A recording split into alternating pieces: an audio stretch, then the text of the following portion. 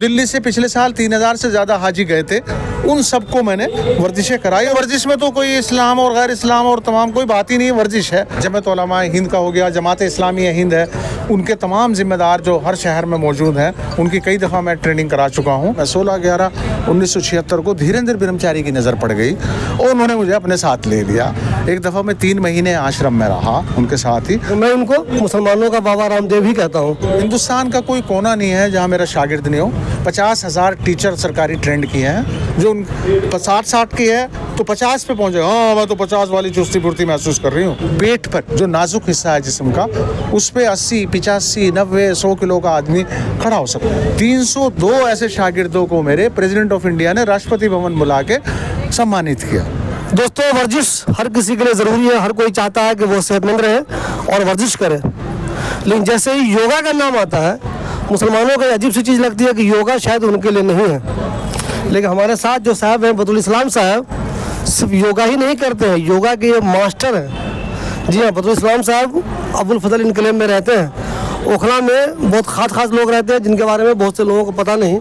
उन्हीं में से एक है बतुल इस्लाम साहब। एक तो ये बतुल इस्लाम साहब हैं, दूसरे योगा के ये मास्टर हैं। ऐसा नहीं है कि सिर्फ अपनी तरफ से वर्जिश कर लेते हैं, अपने लिए घर में कर लेते हैं, ऐसा नहीं है। ये ट्रेनिंग देते हैं, बहुत दूर दूर तक जाते हैं बतुल इस्लाम साहब। आमतौर पर तो मुसलमानों के जहन में बना हुआ है कि योगा तो मुसलमानों के लिए है नहीं, लेकिन आप तो बहुत मशहूर है, मैं जानता हूँ आपको। कई दूर दूर जाते हैं ट्रेनिंग देने आप, ये कैसे मुमकिन हुआ? आप कैसे चले गए योगा में? मैं इसलिए चला गया योगा में कि इस्लाम में मुझे मेरे बुज़ुर्गों ने हुक्म दिया था, खुज़ मा सखा वज़ा मा कदर, जो अच्छा लगे उसे ले लो, जो ख़राब लगे उसे छोड़ दो। तो मुझे लगा कि सेहतमंद रहने में ये एक ऐसी वर्जिशें हैं जिन्हें हम करेंगे तो आम के आम और गुठलियों के दाम होंगे।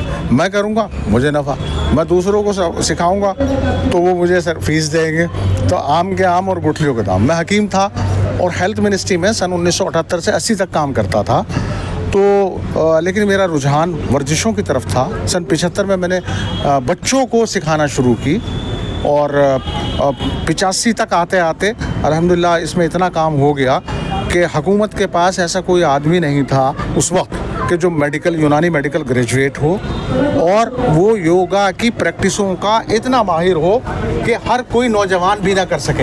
ये मैं ही कर रहा हूँ। हाँ दोस्तों, इनकी फोटो देख लीजिए, खुद ही है ये। सन 1985 में 1985 पुराने अखबार देख लीजिए। मैं एक चीज़ दिखा दूँ आपको, ये देखिए, कौमी आवाज़ है, ये बहुत पुराना अखबार है। जितने ये सब यही है, जितनी फोटो इनकी आप देख रहे हैं, मतलब हम इनको एक तरह से ये कह सकते हैं कि ये मुसलमानों के बाबा रामदेव हैं। अगर ये कहूँ मैं तो मजाक वाली बात नहीं है, मुसलमानों के बाबा रामदेव हैं। तो जनाब ये बताइए, अपनी बता रहे थे, आप तारीख बता रहे थे, कैसे कैसे शुरू किया? हाँ, तो वो ऐसे जिम्मेदारी समझ के कि देखिए सारे हकीम तो इस काम को नहीं करेंगे क्योंकि उसमें खर्च भी है, टाइम भी लगेगा और दिलो जान से करना, तो पूरा स्किल लगाना है। तो ये सोच के मैंने सोचा कि फ़र्ज़ किफ़ाया कि भाई सबकी तरफ से मैं चला जाता हूँ, मैं कुर्बानी देता हूँ, मैं सीखता हूँ।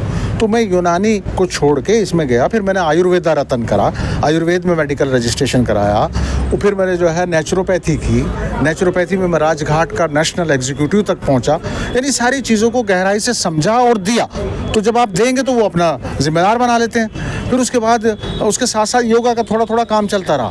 फिर मेरे ऊपर नज़र 1976 में 16/11/1976 को धीरेन्द्र ब्रह्मचारी की नज़र पड़ गई और उन्होंने मुझे अपने साथ ले लिया। उनके साथ मैं टीवी पे भी योगा में आया हूँ और उन्होंने अपने आश्रम में ही रखा। एक दफ़ा 1.25 महीने में उनके साथ उनके एक आश्रम में रहा, एक दफ़ा मैं 3 महीने आश्रम में रहा उनके साथ ही। गहराई से सीखा, समझा और ये सिलसिला बरसों जारी रहा। तो इस तरह से मैं समझता था कि भाई इससे मैं बहुत अच्छी हेल्थ बना पाऊँगा लोगों की, और बनाई। वाकई आज भी मेरी अल्हम्दुलिल्लाह इस उम्र में, मैं 66 साल का हूँ, कि मेरे पेट पर जो नाजुक हिस्सा है जिस्म का, उस पे 80, 85, 90, 100 किलो का आदमी खड़ा हो सकता है। कल भी मैंने यहाँ खड़ा करके दिखाया कि देखिए इससे इतनी ताकत आ जाती, इन्हें सीखिए। तो जो हमारे बड़ी उम्र के लोग हैं उनके लिए बहुत नफ़ा बख्श है। फिर मैंने रिसर्च बहुत किए भाई, तो हमें ये बताया गया कि जो छोटे बच्चे हैं इनका आप मेंटल डेवलपमेंट कितना कर सकते हैं। मैंने कहा दीजिए आप मुझे, मैं देखता हूँ। तो एक ग्रुप को मुझे दिया गया, मैंने उनको ट्रेनिंग दी और फिर जो हुकूमत ने उनका स्टेट लेवल पे, डिस्ट्रिक्ट लेवल पे जो मुकाबले कराए, वो नेशनल लेवल तक पहुँच गए। और 8 फरवरी 1997 को 302 ऐसे शागिर्दों को मेरे प्रेसिडेंट ऑफ इंडिया ने राष्ट्रपति भवन बुला के सम्मानित किया। तो मेरा कहने का मतलब ये है कि ये बच्चों के लिए अच्छी, लेडीज़ को कितनी प्रॉब्लम हो रही कि वो घर में जो है बेचारी कूड़ी जा रही है, मरी जा रही है, और कई जो है वो बाहर नहीं निकलती। तो ये मेरा इसी से सवाल ये है, मुसलमान कहता है कि 5 टाइम की नमाज जो हम पढ़ते हैं ना वो वर्जिश हो गई। मुसलमान मर्द योगा करने से कतराता है, आप तो मुसलमान औरतों को भी कह रहे हैं योगा करने के लिए, तो ये कैसे समझाएंगे? मुसलमानों को ये समझाना कि योगा करो बहुत ज़रूरी है, कितना मुश्किल हो रहा है आपको? मोहतरम, सीधी सच्ची बात है कि आज का जो दौर है, इस दौर में शहरी ज़िंदगी में ख़ास तौर पे वो मेहनत कशीदी और पसीना दिन में कई दफ़ा निकालने के काम नहीं रहे, जिसमें डिटॉक्स हो जाता था आदमी, जिसम से सफाई हो जाती थी, या फराख फेफड़ों को फराख करने के काम नहीं रहे। और हम वर्जिशों में यूँ सोचते हैं ये तो हमें आती है, ये तो यहाँ होता है, तो जिम में होता है, मामूली मान रहे हैं। जबकि हो ये रहा है आजकल कि जिस तरह मोबाइल के वर्जन आ रहे हैं, योगा में भी वर्जन है। अभी हमने जो है वो कई पार्कों में दिल्ली में विज़िट किया कि वो कौन सा वर्जन कर रहे हैं, तो हमने देखा 20 साल पुराना वर्जन कर रहे हैं। तो यानी मुसलमानों को भी ज़रूरत है, इसलिए कि अल्लाह ने उनके ऊपर जिम्मेदारी डाली है कि अच्छी चीज़ें आप सीखो और दूसरों को सिखाओ, मदद करो। तो नेकी के काम करने की जिम्मेदारी मुसलमानों के ऊपर है, इसलिए उन्हें तो ज़्यादा सीखना है, उन औरतों को भी ज़्यादा सीखना है ताकि वो दूसरों को सिखाएं, आसपास वालों को बताएं। अच्छा, मैं आपसे ये जानना चाहूँ अगर कि बिल्कुल बेसिक सा है योगा का, वो ऐसा कौन सा आसन है जो हर आदमी घर में अपने आसानी से कर सकता है और करना चाहिए? देखिए, एक इसमें ज़रा सा मैं आपसे माफ़ी चाहता हूँ, मैं इस तरह नहीं बताना चाहता कि ये आसन है। क्यों नहीं बताना चाहता मेरे भाई? मैं इसलिए नहीं बताना चाहता कि इसे मेरे एक गुरु थे MBBS MD डॉक्टर MV भोले, उनका एक मकूला है जो बड़ा फिट है। उनका कहना यह था कि ये सेल्फ एक्सपीरियंसिंग साइंस है, यानी इसको करके देखोगे तो पता लगेगा। अच्छा, मैं ज़बानी बताऊंगा वो किस तरह से कर रहे। यहाँ तक के मैं अबुल फजल में ही हम एक जगह कराते थे, बड़ी तंजीम के तामुन से करा रहे थे, और वहाँ पर सीखा हुआ आदमी जब 10 साल बाद दोबारा उनका टेस्ट लिया तो वो बिल्कुल डिफरेंट प्रैक्टिस कर रहे थे। तो यानी इसकी वर्जिश ज़रूरी है, वहाँ वर्जिशों को सीख के रिहर्सल सामने करनी ज़रूरी है। फिर भी कोई ये ना सोचे कि ये अपने यहाँ बुलाना चाहते हैं, ऐसा कतई नहीं है।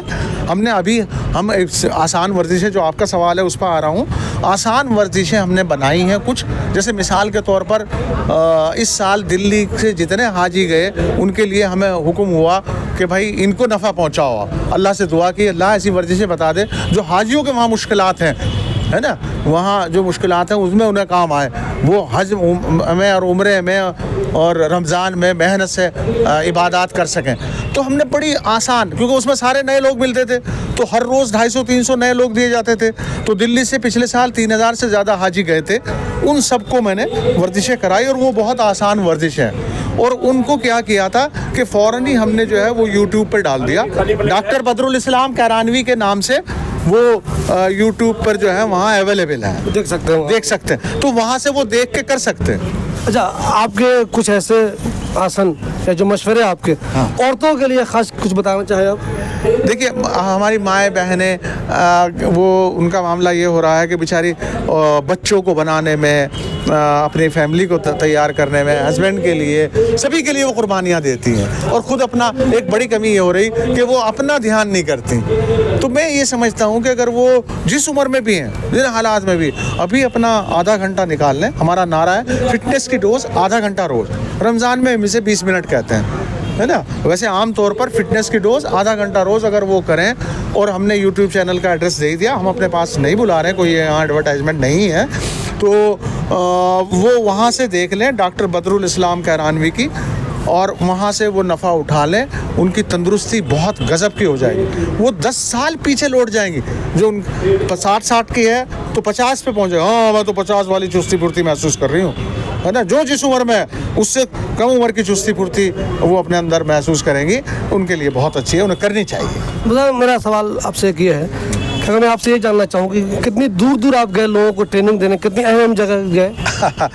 देखिए, अल्लाह का फ़ज़ल है, अल्लाह का बड़ा इनाम है कि सबसे पहले जो मेरी बड़ी विज़िट है वो यूरोप के लिए हुई, और मुझे तजर्बा नहीं था, उतना कम उम्र था, कि भाई 8.5 घंटे तक हवाई जहाज़ चल रहा है, और उस दिन मेरा रोज़ा भी था और मैं पता भी नहीं करके गया था कि जो है वो कब रोज़ा खोलना है ना। तो मेरा बहुत लंबा रोज़ा हुआ उस दिन। और मैं सबसे पहले जो है यूरोप के डॉक्टरों को सिखाने के लिए हुकूमत की तरफ से, एक्सटर्नल अफेयर मिनिस्ट्री की तरफ से इटली गया था। तो सबसे पहली विज़िट तो वो है, बड़ी लंबी। और फिर उसके बाद अगर बाहर मुल्कों का जिक्र करें तो अरब मुल्कों की तंजीम है एक, उन्होंने तमाम मुल्कों के नौजवानों को मिस्र में इकट्ठा किया था, ये 1999 की बात है। तो उनको मैं सिखाने के लिए हुकूमत हिंद की तरफ से गया था। इसी तरह बांग्लादेश गया और भी मुल्कों में मैं गया। और हिंदुस्तान का कोई कोना नहीं है जहाँ मेरा शागिर्द नहीं हो। 50,000 टीचर सरकारी ट्रेंड किए हैं। सरकार ने मुझे एजाज़ के तौर पर 16 साल ट्रेनिंग कमिश्नर रखा, अपने आप ही ऑफ़र लेटर दे के, एक्सेप्टेंस लेके मुझे बना के रखा। बड़ा अल्लाह का फजल रहा मेरा। थे बतौल इस्लाम साहब, ये भी मुसलमान हैं, ये भी योगा करते हैं, करते ही नहीं है बल्कि हज़ारों लोगों को करवाते हैं। तो योगा के बारे में जो एक कंसेप्ट बना हुआ है लोगों में कि योगा किसी एक ख़ास धर्म का, ऐसा नहीं है। योगा एक वर्जिश है और वर्जिश किसी के लिए भी ज़रूरी है। तो आप भी योगा कीजिए, आपकी टाइमिंग अलग हो सकती है, आपके कुछ तरीक़े अलग हो सकते हैं। उसमें जो चीज़ें पढ़ी जाती हैं, ये बताइए मुझे बतौल इस्लाम साहब, लोगों के ज़हन में एक वो चीज़ है कि उसमें जो चीज़ पढ़ी जाती है वो सही नहीं है, वो नहीं पढ़ना चाहिए। इसमें क्या कहेंगे आप? देखिए, इन मसाइल का हल मेरे सामने बहुत आया। और अगर हमारे वहाँ पोस्टर उधर वाला आप देखेंगे तो जमीयत उलमाए हिंद के 65 मदरसों के उस्तादों के सामने हमने पेश किया। उन्हें 5 दिन तक ट्रेनिंग दी कि देखिए हम कोई गलत बात कह रहे हैं क्या, कोई ऐसी चीज़ बोल रहे का जो आपको ठीक ना लगे, हम बताइए। तो उन्होंने कोई शिकायत नहीं की। जमीयत उलमाए हिंद का हो गया, जमात इस्लामी हिंद है, उनके तमाम जिम्मेदार जो हर शहर में मौजूद हैं, उनकी कई दफ़ा मैं ट्रेनिंग करा चुका हूँ। तो यानी हम सिर्फ वर्जिश वाला पहलू लेके चल रहे हैं। योग के बहुत सारे पहलू हैं, बहुत सारी बातें हैं। हम उसमें से सिर्फ डॉक्टरी पहलू, हम अपनी वर्जिशों को पैरामेडिकल कहते हैं, यानी डॉक्टर से इलाज कराइए और उसके साथ साथ जो है ये कीजिए। अगर मर्ज हो, ना मर्ज हो तो तंदुरुस्ती के लिए कीजिए। तो उसमें वर्जिश में तो कोई इस्लाम और गैर इस्लाम और तमाम कोई बात ही नहीं है। वर्जिश है हमारे पास, दिमाग के इस हिस्से की वर्जिश अलग है, इस हिस्से की अलग है, यहाँ की अलग है, और पेट की हर जगह की अलग वर्जिश है। अब ये हाईटेक हो चुका, हम इसे हाईटेक बना चुके, रिफाइंड कर चुके और कस्टमाइज कर चुके। इसलिए हमारी वर्जिशों को सभी पसंद करते हैं। टोटल 35 लाख लोगों ने, जब हम ट्रेनिंग कमिश्नर थे तब तक हमने 35 लाख लोगों को सिखाया है। उसमें मुसलमान तो 1-2% ही रहे होंगे। सोचिए बतौल इस्लाम साहब ने कितने लोगों को सिखाया है। इसी वजह से हो सकता है कुछ लोगों को मेरी ये बात सही नहीं लगे, लेकिन मैं इनको मुसलमानों का बाबा रामदेव ही कहता हूँ।